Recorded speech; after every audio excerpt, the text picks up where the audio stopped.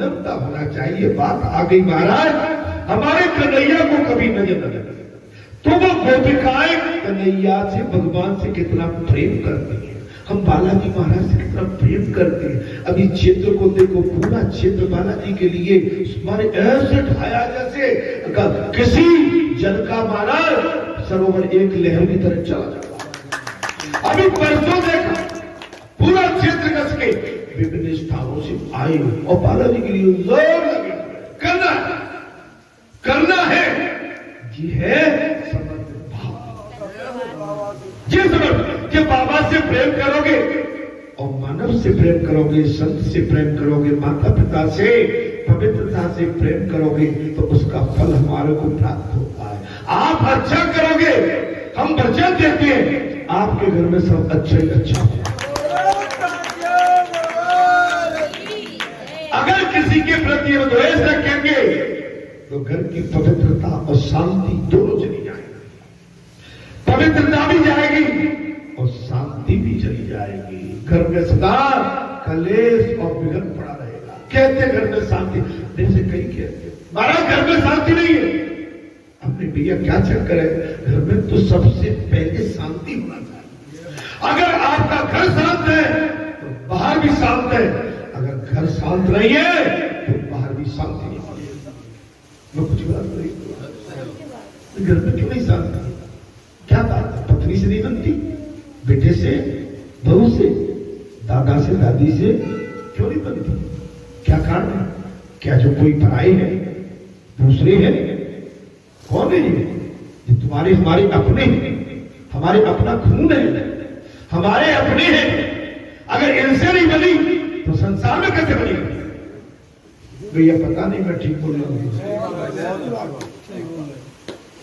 जब घर में नहीं बनी घर के ब्लड से, खून से, तो तुम संसार में क्या बना पाओगे? संसार को वही बना पाएगा जो घर को बना के चलेगा। घर परिवार कुछ बना के चलेगा, घर को परिवार को लेके चलेगा। अपना सब कुछ बोझ माने जहर पिएगा, इसके लिए जहर पीना पड़ेगा। भगवान शंकर का स्वभाव रखना पड़ेगा, शांति रखना पड़ेगी। ऐसा नहीं है अगर घर परिवार में आप प्रमुख हैं तो आपको घर परिवार के अंदर भी सुख शांति चाहिए तो आपको जहर पीना पड़ेगा। और जो जहर पीते हैं वही तो भोले नाथ, उनकी गाथा का ऐसा। लाला को राक्षसी का स्पर्श हुआ, वो ठीक नहीं हुआ, कहीं कुछ महाराज अनिष्ट हो गया। तो इस बार तो हमारा लाला बच गया। अब लाला को स्नान करा ले, गोपिका कह रही है हमारा लाला स्नान तो बच गया। अब एक काम करो, राक्षसी ने छू लिया है, क्या कर लिया? अब बात आ गई यार, हम क्या कह रहे हैं? जिनकी वृत्ति ठीक नहीं है तो भाई को बुरा मत मानना। जो हमेशा विघ्न फैलाते, किसी के झरे हुए घर में कूड़ा डालते, अपने मतलब के लिए हमारे तुम्हारे को घेर के अपना बना के, अपना काम बना के और फिर निकलना चाहते हैं, तो ये क्या कह रही है कि ऐसे को टच करने के बाद में हमको फिर अपने मन को पवित्र करना पड़ेगा। गंगा जी में डूब के अपने स्नान करके अपने शरीर को पवित्र और मन को पवित्र करना पड़ेगा। वो काल लेनी है। वो कौन है? काल लेनी है। वो मौका परस्त है, मौके के अनुसार तुम्हारे पीछे लगे हैं और उनका मौका निकल जान दो महाराज। उनका स्वभाव वही रहेगा जो है, बच नहीं सकते। अब लाला को स्नान करा ले, बाहर के राक्षसी की कुदृष्टि से कुछ हो जाए। आ गई बात। हम अच्छा आप कहां बैठे हो यहां, और कोई जो भाभी है जिसको कथा अच्छी भी लगती, उसको कथा में भी बुरा अच्छा लगता, कुछ अच्छा हो रहा भैया के जहां शादी ब्याह हो रहा, अच्छा मंडप लगा हो, उसको दृष्टि है।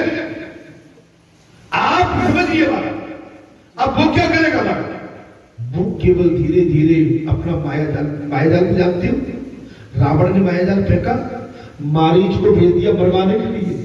मारीच की तो पहले ठुकाई पिटाई भगवान ने कर दी थी, सुनी महाराज, छोड़ दिया था पहले, और मारीच जानता था। लेकिन रावण माया भी बन के बोले तू मामा है, बोले मामा तू एक काम कर, मुझे सियार करना है, क्या करूं? बोले सोने का मृग बन जा।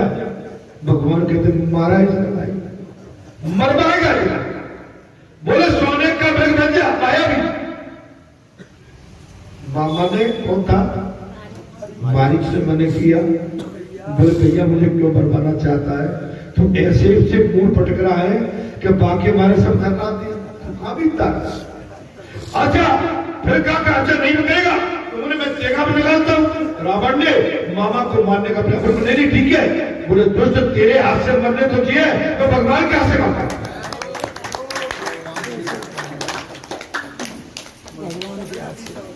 अरे भगवान सदैव दे लगे। और वही हुई। मेरा आपसे अनुरोध यही है मायावी असरतकारियों से बच के रहिए। अब पता नहीं भाई मैं तो भावुक आदमी हूं, सही कथा से ठिकाने पे ले जाता। ऐसा सोचकर गोपियों ने कन्हैया को गौमूत्र से स्नान करा। तब पुत्रा ने स्पर्श किया, तब अपवित्र हमारा लाला को नजर लगी। ये राक्षसनी है, इसका शरीर अछूत है, पापनी है, डंकनी है, पिशाचनी है। हमारे लाला को स्पर्श किया है। अब अपने लाला को मैं पवित्र कर गौमूत्र का स्नान कराए। उससे स्नान करने से शरीर निरोगी होता है। क्या बोला तेरी पप्पे बोल प्यारे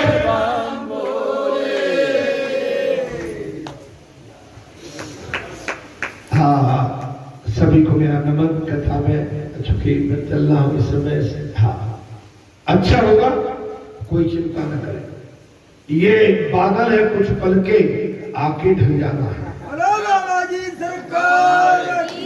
ये बादल है, कुछ पल के आके ढल जाना। तू धार है नदिया की, मैं तेरा किनारा है। जीवन का मतलब है आना और जाना है। जीवन है आना जाना। हे संतो महात्माओं, मुझे तो कथा में कहीं भूल तो नहीं रहा हूं। गौमूत्र की महाराज गौमूत्र से निरोगी हो गया। गौमूत्र पान करने से महाराज क्या कहा? मैं कहां चल रहा था? हाँ मैं ठीक चल रहा हूं। गौ लाला को स्नान करा ले, बालक को राक्षसी की कुदृष्टि से कुछ हो न जाए, ऐसा सोच गोपियों ने गौमूत्र से स्नान कराया। महाराज भागवत में लिखा गया है गौमूत्र स्नान अर्थात बाजारी साबुन से नहीं, बाजारी साबुन से।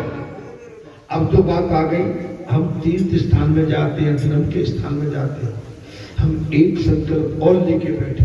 क्या बैठे हैं? क्या उस बीच में जो कथा चलेगी हम उस समय धरती माता में ही शेयर करेंगे। कोई तखत नहीं, कोई कुछ नहीं, बिछोना नीचे धरती माता। नंबर एक, उस बीच में हमें अपने ये क्या बाल नाखून वाखून ये भी निकालने। दादी उस बीच में हम साबुन डिटर्जेंट भी लगाएंगे।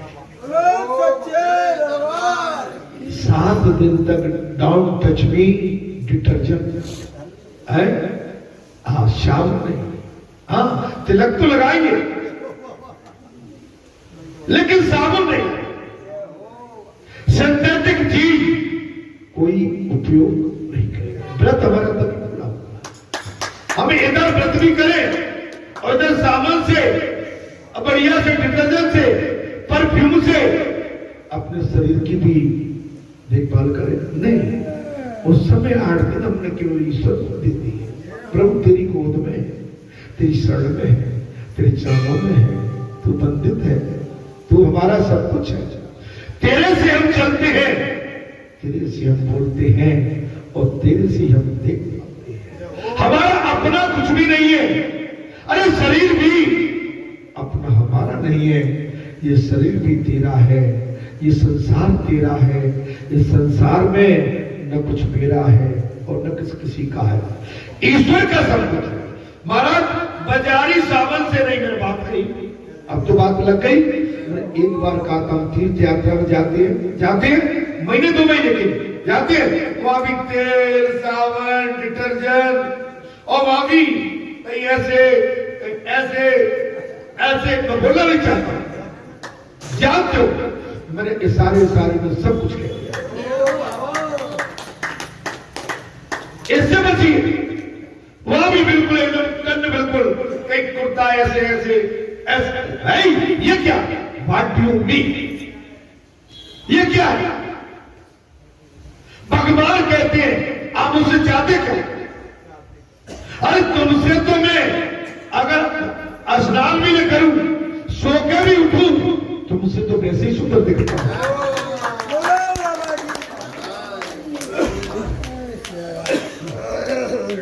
अब शकल बिल्कुल चुक रही है, शकल पे झल्लियां पड़ गई, चेहरे में सुकड़न आ गई, और फिर भी कह रहे कि नहीं आप दादी ऐसे आ रहे भैया। हाँ आप बताइए, सिमटन पड़ गई, अब हमसे कहे दादी खान लटक रही है, अब सब होगा खा। हम कितने भी चमके लेकिन चमकने वाले नहीं है। चमक तो गई, चमक गई। ईश्वर की दया जब होती है तब प्रकृति स्वयं की हम पर दया करती है, तो फिर हमारी चमक जीवन भर हो जाती है। जीवन बुरा मत माना, मेरी बात का बुरा मत माना, क्योंकि ये व्रत है। क्या माना? व्रत है। बाजारी सावन से नहीं, गौमूत्र से असरार कराया और जीवन को सादगी पूर्ण बनाओ। अब बात आ गई बात, हमने पहले कह दी वो बात। अब आ जीवन आपका सादगी में। दीदी भैया जी बाबा बना बैठा है, इसने टाई भी लगाई थी, कभी क्या लगी थी? विश्वास नहीं है? कभी फोटो ला के रख दो, उठा दो। पेंट भी पहने, एक से एक पहने, लेकिन भगवान ने कहा नहीं, मैंने तुझे भाभी जचा के रखा था, यार वैसे ही रहो मैं चाहता हूं। और ये केवल बनावटी नहीं, बोले बनावटी बात नहीं, शरणागत भाव चाहिए मुझे, बनावटी भाव मुझे पसंद नहीं है। महाराज गौमूत्र का, मेरी बात को आप समझा करो। मैंने जब मुझे पहनने का कपड़े लगते भी मैया जीवन बदला और जीवन वही में जिया संसार में, लेकिन अब आप समझो उधर देखने की इच्छा नहीं होती, देखने की इच्छा नहीं होती, क्योंकि जीवन में बदलाव आते हैं और मेरे जीवन में बदलाव परमात्मा ने दिया है, बहुत दिया है, बहुत दिया है। जो मेरे साथ रहे, जिनके साथ मैंने सेवाएं की, मेरी नौकरी में मेरे चाहे असिस्टेंट रहे हो, चाहे मेरे से और ऊंचे पद पर लोग रहे हो, आज कहते हैं वो देखते भाई तुझको हो क्या गया है, तो वही है क्या? जो मेरे मित्र हैं वही के पाते हैं, तो वही आदमी है, तो भैया तुम्हें कहां से मैं दूसरा दूंगा? वही हूं मैं। एक अधिकारी तो मैं मुझसे सीनियर थे, आए थे यहां, डिप्टी कमिश्नर थे, मैं उनका जूनियर था। बोले भाई भूपेन जी, मैं ये देखने आया हूं कि तुम वही हो, कि तुम्हें परिवर्तन आया। मैंने कहा सर आप मेरे सीनियर हैं, मैं आपके लिए वही। भगवान मुझे कहीं भी ऊंची से ऊंची गद्दी भी दे दे, लेकिन माता पिता के लिए, अपनी जन्मभूमि के लिए, अपने साथियों के लिए, जिनके साथ मैंने जीवन बिताया, मैं उनके लिए वही हूं जो मुझे होना चाहिए।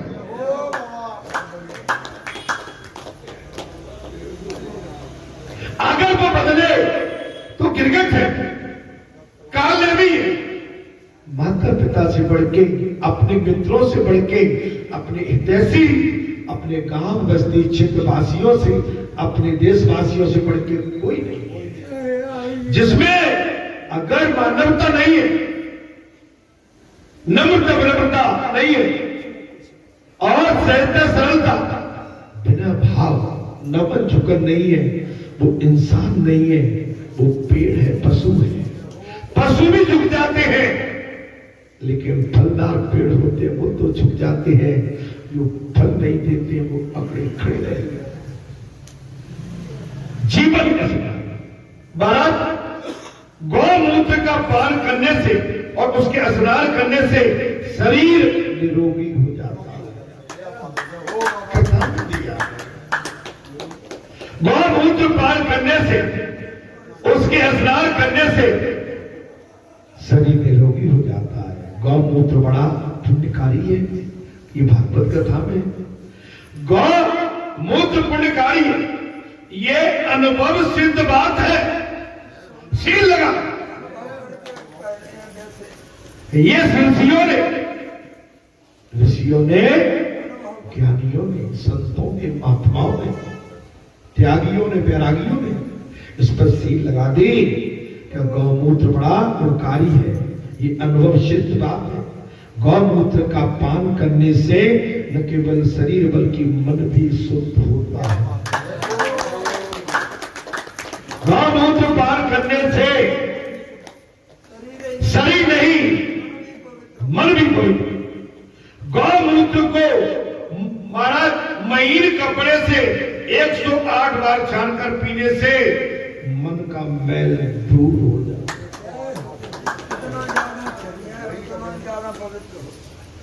मन का मैल,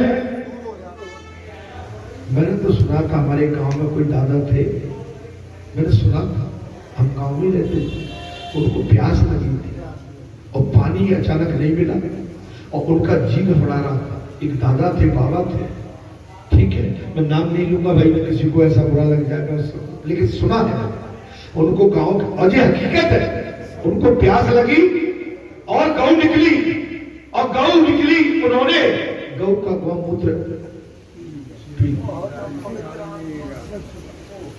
आप ये सत्य बात है।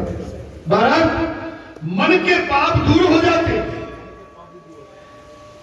गौमूत्र से मन के पाप भी शुद्ध हो जाते हैं। ये प्रयोग 6 मास किया जाए गौमूत्र पान के, इस प्रयोग से स्वभाव में बड़ा परिवर्तन आ जाएगा। गौमूत्र में दिव्य शक्ति है। गौमूत्र में क्या है? दिव्य शक्ति। ये स्वभाव को सुधारता है। लेकिन आज गौ मारण की, गौ देखो रोड पे मारी मारी फिर इधर से लठ देते हैं, उधर से लठ देते हैं। गौ जो गौओं के लिए जो पट्टे थे, जमीनें थी, बुरा मत मानना, गौ की जमीन आज हम आपने अधिग्रहण कर अपने अधिकार में ले ली और गौ को सताते हैं, गौ को मारते हैं। गौ खड़े होने के लिए जगह भी नहीं है। अरे गौ जाके रोड पर खड़ी होती है, किसी मोटर कार से टक्कर खा के मर जाए अपने प्राण। हम अनर्थ कर रहे, अधर्म कर रहे। गौ के लिए गौशालाएं, लेकिन उसमें शुद्धता नहीं है, खास नहीं। गौचर जितने थे किसान ने अपने अधिकार में हुए, बुरा तो नहीं बड़े ठाके मगर बड़े ठाके, मैं तो इसी गांव का वासी हूं, बहुत गौचर है। बड़े ठाके किसानों ने, बुरा मत मानना, गौचर अपने अधिकार में कर कब्जे कर लिए, पंचों की रोड अपने कब्जे में कर ली, खेत की बेट तोड़ के छोटी कर दी, अपने अधिकार में कर। इसलिए हम कहीं न कहीं हमारा पतन भी होता है। परेशानी है संतो, हे महात्माओं, गौ का गोबर त्वचा पर मला जाने पर भी और आवश्यक गर्मी को खींच लेता। गौ का गोबर त्वचा पर क्या कह रहे? आजकल की बच्चियां कोई सुन पाएंगी क्या? जे बहू बेटी बैठी हो सुनाई, दादी वाली समझा, पहले तैया खा ले, घर में गौ को गोबर से लीपते थे घर को। आजकल तो सब पत्थर पड़ा है घरों में, मरने के लिए, रपटने के लिए। पानी गिर जाए, फट जाए, मालूम पड़ा लगड़े डूले होकर पड़े गए बाथरूम में पड़े। मैं तो सुनता हूं, बोले रपट के गिर गए। भगवान, मैं भी ऐसे पत्थर के घर में रहता हूं, क्षमा करना मुझे, बचा के रखना मुझे। और त्वचा को मुलायम करता है। गौ का गोबर क्या करता है? मुलायम। जब तक मनुष्य का स्वभाव सुधरा ही नहीं पाया, तब तक ये ज्ञान मार्ग या भक्ति मार्ग में प्रगति हो ही नहीं सकती। पहले हमें सुधरना पड़ेगा अपना स्वभाव। हम कथा में तो आए, लेकिन मैं जानता हूं कथा प्रेमियों पर बहुत प्रभाव है, कथा का मारे बहुत प्रभाव है, लेकिन सब तो टिल फर्दर है। क्या है?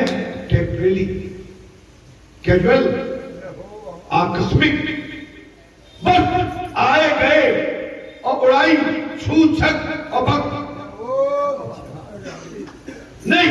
इससे काम संत को हमें जीव भेजे वही और जन को बोलते जीव तो संसार में मेरा है, तू संसार को पकड़ के बैठा है, संसार में घूम रहा है, संसार तेरा नहीं, संसार मेरा है और जीव तू भी मेरा है।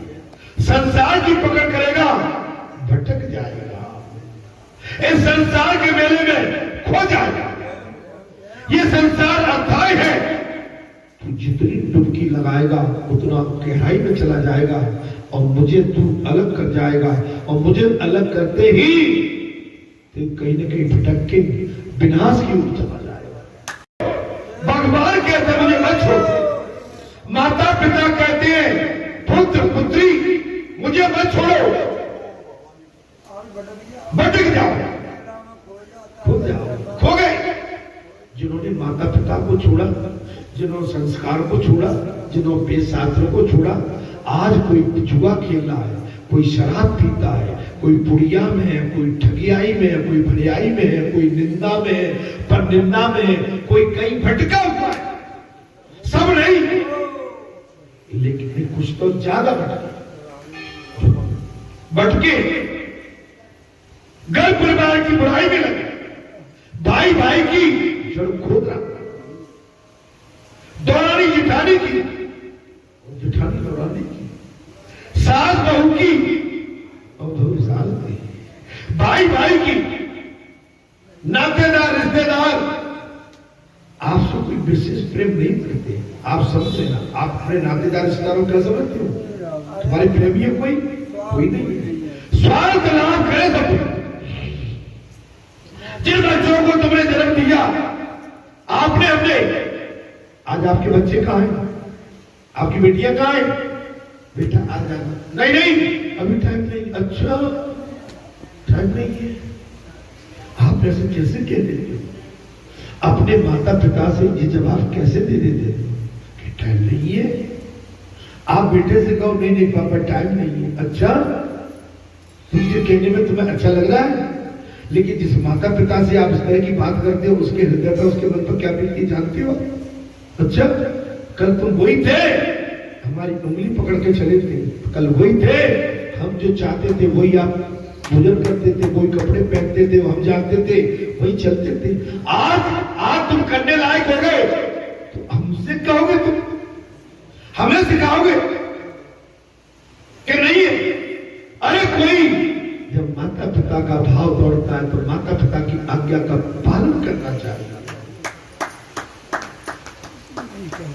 तुम राम कैसे बन सकते हो? लक्ष्मण कैसे बन सकते हो? भाई भरत कैसे बन सकते हो? तुम पतिव्रता नारी सीता कैसे बन सकते हो? और तुम राजा दशरथ कैसे बन सकते हो? कौशल्या कैसे बन सकते हो? शक्ति से भाई मैं कुछ गलत कह रहा हूं ना तो ऐसे रूठी से नजर आ रहे हो, तो नहीं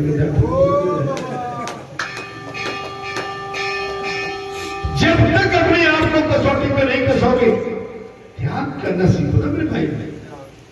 त्याग करिए। राकेश को देखो, इसने अपने भाई की बेटी की माने पूरी शादी की है और कन्यादान किया। आज भी कलयुग में राकेश ने अपने भाई की बेटी को गोद में लिया, छोटे से, बड़े से नहीं, गोद में छोटे से लिया। मुझे जानकारी, आज अपने भाई की बेटी की शादी अपनी बेटी की भांति, अपने खून की भांति, और आज वो रिश्ता आज भी कायम है। तो मैं कहता हूं कि आप पे ईश्वर की भक्त। अरे कन्यादान तो ले लेती है पर पूछता कौन है? कन्यादान ले लो, नहीं लगेगा। बड़ी बेटी की आई तब तो दादी दादा सब थे, बड़ी दादी तो नहीं थी, छोटी थी। हमने कहा दादी ले लो, वो नहीं नहीं तू ले ले। हम तो कह रहे, हम तो चाहते भाई हम किसी पर वजन नहीं डाल रहे, वजन नहीं डालना था। आप जब रिश्ते में आप लोग कन्यादान ले रहा है तो उस दिन से आपकी जवाबदारी होगी कि जो कन्या आपके सुपुर्द है, आप जानो कैसे इसका ले तो लिया, लेकिन मौके पे नहीं बुलाना, मौके पे नहीं पूछना। मौके पे तो अपनी मम्मी, अपना पापा, अपना डैडी, अपना भैया, अपना लाला, अपनी लाली, और वैसे उन्होंने कन्यादान लिया। बात मैं क्या मतलब, ऐसा कन्यादान किस मतलब का मौका आया, मैं देखिए भैया कन्यादान हम ही लगेगा, किसी पे वजन नहीं।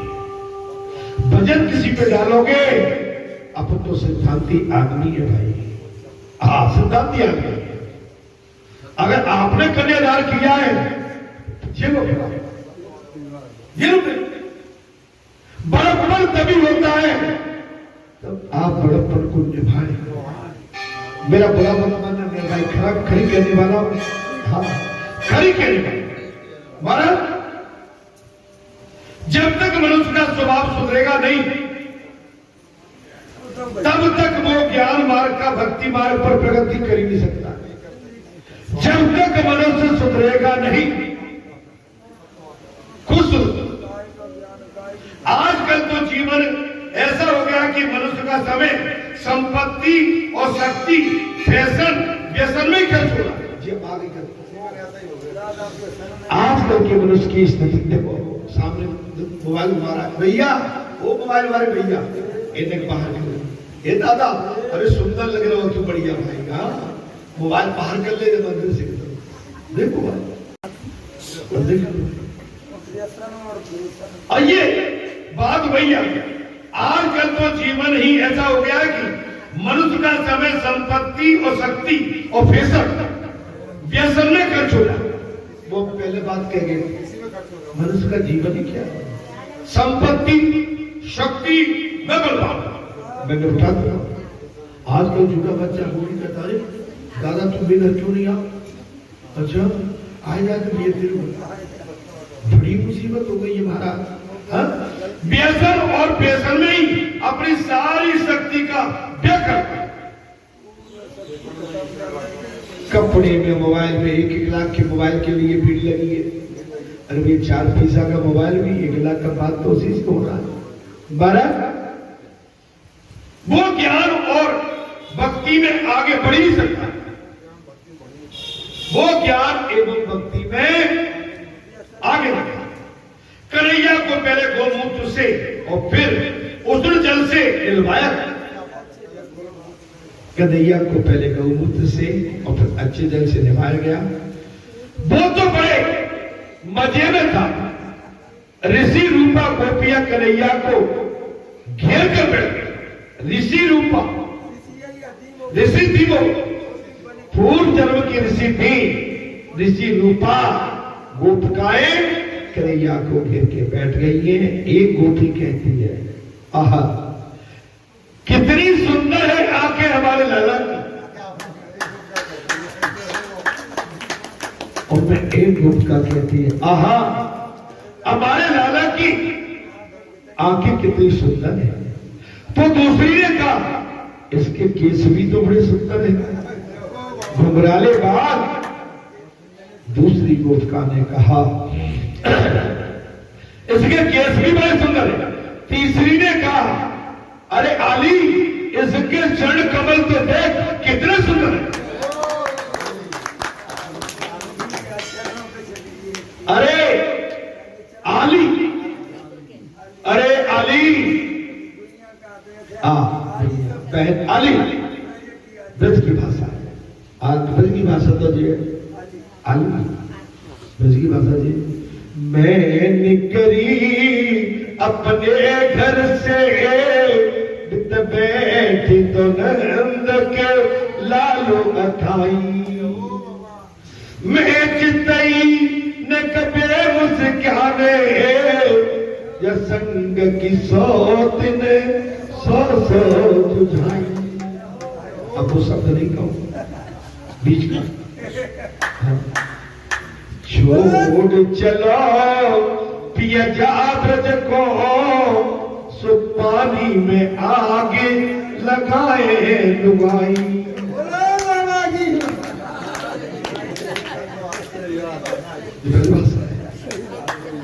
बीच में तो जब ही कहा था जहाँ राणा ने बुद्धि को फूक मरे, जाने ऊंची अटारी से नीचे गिराए, मैंने छोड़ दिया वो सब। ब्रज भाषा, खड़ी भाषा, प्रेम है। ये बरसाने वाली मैया भी आ रही,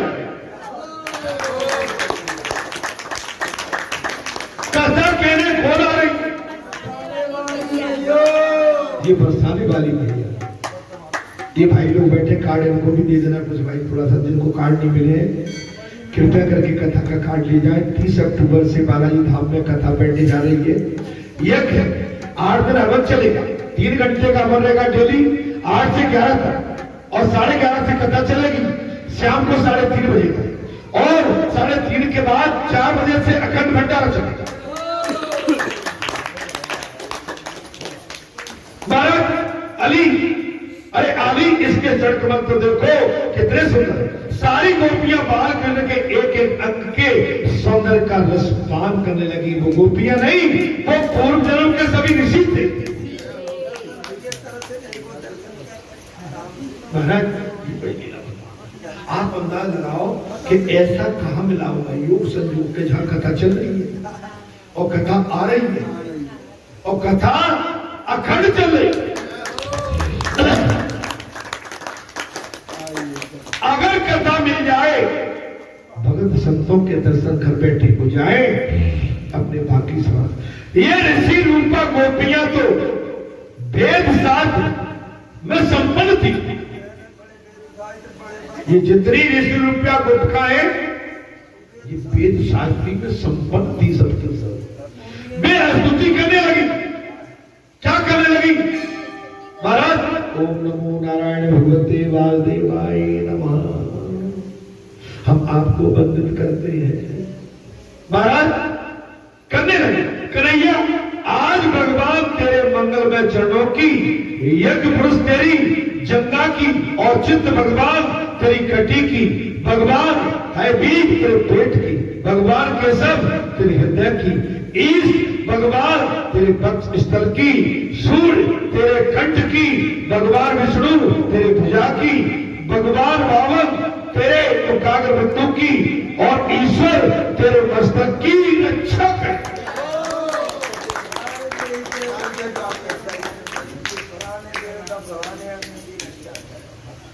बताइए क्या कह दिया वो गुट, क्या कह रही है? भगवान तेरे मंगल चरणों की, यज्ञ रूप तेरे जंघा की, अच्युत भगवान तेरी कठी, और भगवान यसीब तेरे पेट की, भगवान केशव तेरे हृदय की, और ईश्वर भगवान तेरे वक्ष स्थल की, सूर्य तेरे कंठ की, और भगवान विष्णु तेरी भुजा की, भगवान वामन तेरे मुखाग्र बिंदु की, और ईश्वर तेरे मस्तक की।